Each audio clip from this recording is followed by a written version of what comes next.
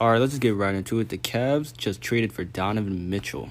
When Woj made the tweet that the Cavs acquired Donovan Mitchell, I was in the middle of my psychology class, and I just had my mouth open. Like, I couldn't believe that he was traded there, because I just thought it was inevitable that Donovan Mitchell was going to be going to the Knicks, because, all the connections to the Knicks been really serious of trying to get him, and him just going to the Cavs, it was just like a complete curveball.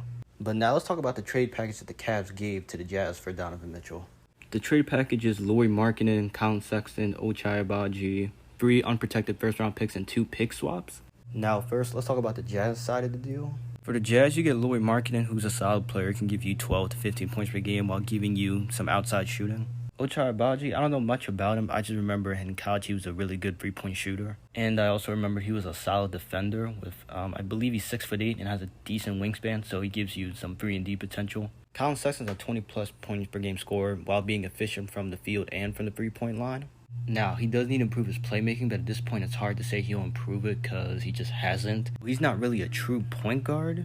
He was playing shooting guard with the Cavs, but it just didn't work out because him and Garland were both only like 6'1", so that just made them a liability on defense. But Sexton's a solid piece to add to a young core when you're trying to just rebuild and just see what you have. Now the Jazz have 15 first-round picks in the next 7 drafts, which is just insane. Now for the Cavs, this trade makes them a top 5 team in the East. They also have the potential to be championship contenders in, I believe, 2 years if Mobley and Garland take the leaps that me and people believe they will take. You also have solid pieces like Jared Allen, Isaac Okoro, Kevin Love, and other players such as Ricky Rubio, Cedi Osman, Karis LeVert. Now Donovan Mitchell gives the Cavs a huge scoring punch. The backcourt of Dariusgarland and Donovan Mitchell give you all the scoring and playmaking you need. Now there are concerns with the defense between Donovan Mitchell and Dariusgarland because they're both undersized, and up to this point in their career they've both been below average defenders. With Okoro, Allen, and Mobley, you still have enough defense to make up for the fact that Mitchell and Garland are not great defenders.